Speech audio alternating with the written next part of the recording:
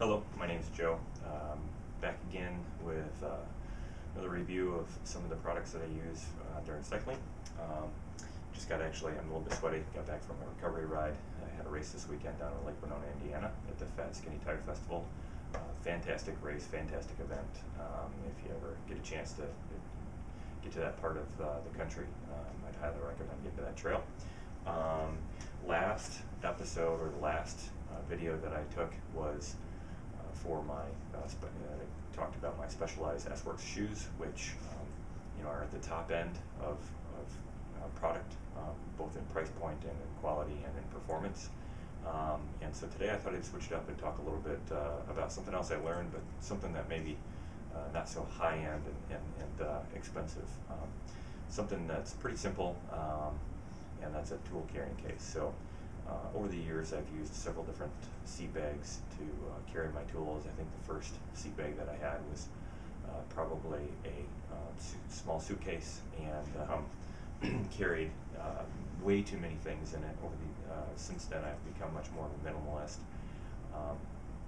and have just struggled finding a seat bag that I've liked, something that's small enough, something that I don't feel is there, but also something that's easy to access.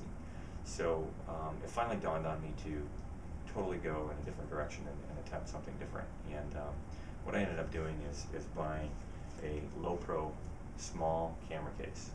You can buy them, at any electronics store, Best Buy, online, you name it. You can buy them for 11, 12 bucks, whatever. And to me, it works perfect.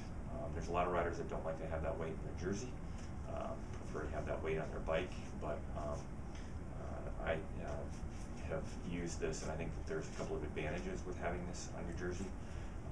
Number one, you don't have to screw around with getting underneath your bike seat when you have an emergency. And so typically when you're in a race, you're hurried and you're flustered, and the last thing you want to deal with is trying to obtain something out of your seat bag that's fixed to your bike. And I've tried doing that before. It's very difficult. This particular model that I purchased has two zippers. One that opens up the main compartment, which I'll talk about some of the things that are in there, and the other one just has a small pocket in the front. In the small pocket in the front, I just simply keep my spare chain link. It's a nice, clean, easy way to keep it. It's a small part, very, very important part though, if you break a chain on the trail. And so I don't want that getting lost, so I just keep that in the front compartment.